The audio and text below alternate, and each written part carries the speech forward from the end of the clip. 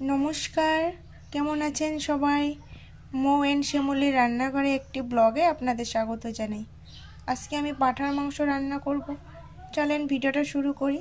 আর ভিডিওটা যদি ভালো লাগে অবশ্যই আমার চ্যানেলটাকে সাবস্ক্রাইব করে দিবেন, আর লাইক কমেন্ট শেয়ার করতে একদমই ভুলবেন না। কয়েকটি আদা আর কয়েকটি রসুন, কয়েকটি শুকনো লঙ্কা ভিজে রেখেছিলাম, এখন আমি এর মধ্যে দিয়ে দেব। এখানে আমি সামান্য পরিমাণে জল দিয়ে মশলাটাকে মিক্সি করে নেব। মশলাটাকে পেস্ট করে নিয়েছি।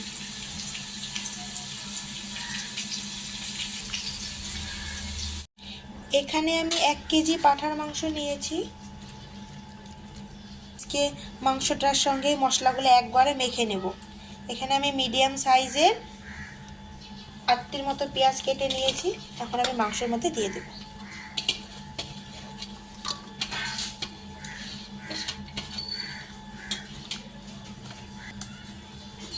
পেস্ট করা মশলাগুলো এর মধ্যে দিয়ে দেব।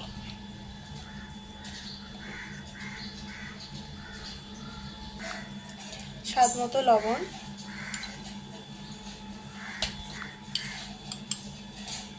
1 চামচের একটু বেশি হলুদ গুঁড়ো, 1 চামচ জিরে গুঁড়ো, 1 চামচ ধনে গুঁড়ো আর 1 চামচ কাশ্মীরি লঙ্কার গুঁড়ো, 2টি তেজপাতা। আর এখানে আমি তেল দিয়ে মাংসের সঙ্গে মশলাগুলোকে ভালো করে মেখে নেব।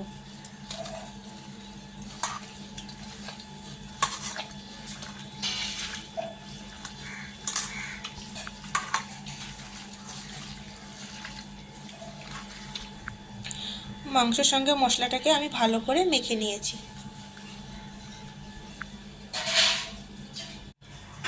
কড়াই গরম হয়ে গেছে, এখন আমি এর মধ্যে তেল দিয়ে দেব।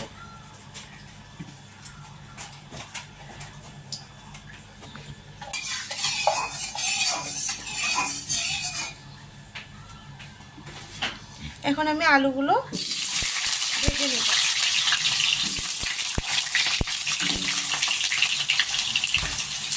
সামান্য পরিমাণে লবণ আর সামান্য পরিমাণে হলুদ গুঁড়ো।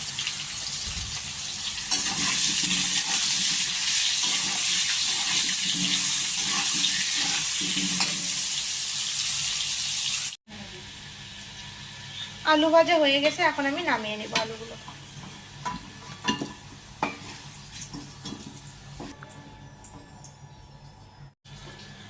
আলু ভাজার তেলে আমি মাংসটা রান্না করব। এর মধ্যে আরো একটু আমি তেল দিয়ে দিব।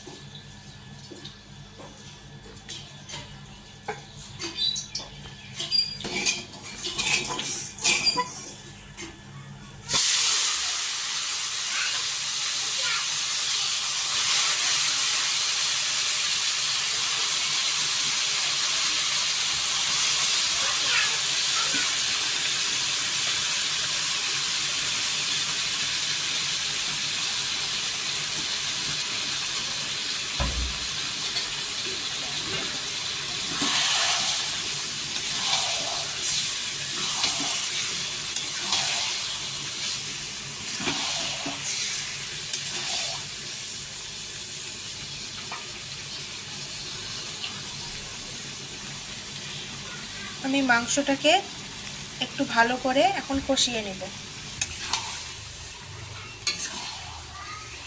মাংসের মধ্যে কয়েকটি গোটা রসুন দিয়ে দেব।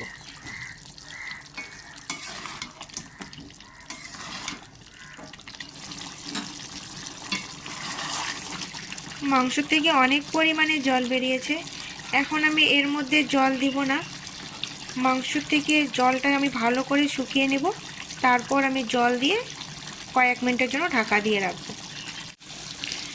মাংসগুলো আমি মশলার সঙ্গে ভালো করে কষিয়ে নিয়েছি, এখন এর মধ্যে সামান্য পরিমাণে জল দিয়ে আমি 15-20 মিনিট ঢাকা দিয়ে রাখব।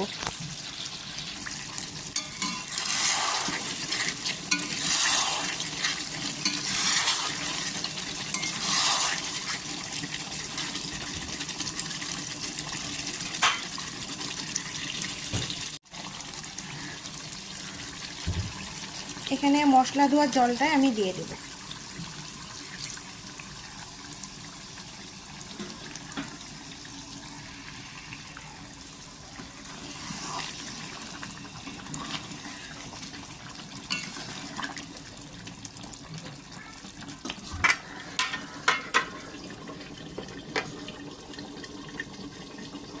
গ্যাসের আঁচ কমিয়ে আমি 15-20 মিনিট ঢাকা দিয়ে রাখবো। 15 মিনিট হয়ে গেছে, এখন আমি ঢাকনাটাকে খুলে দেখব।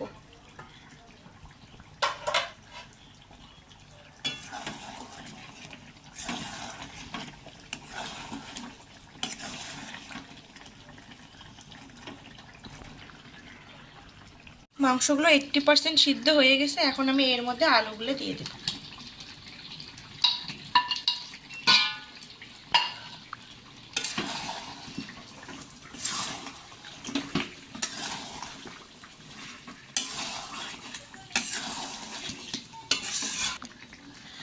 আলু দিয়ে আরও 5 মিনিটের মতো ঢাকা দিয়ে রাখবো। 5 মিনিটের মতো আবারও ঢাকা দিয়ে রাখবো। হয়ে গেছে, এখন আমি ঢাকনাটাকে খুলে দেখব।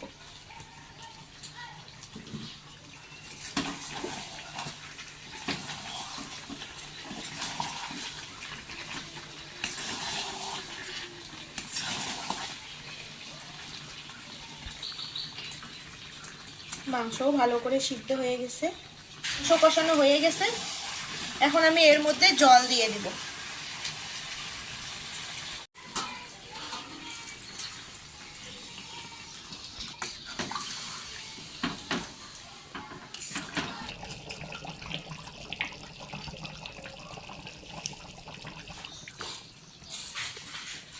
রান্নাটা হয়ে গেছে, এখন আমি এর মধ্যে গরম মশলা দিয়ে নামিয়ে নেব।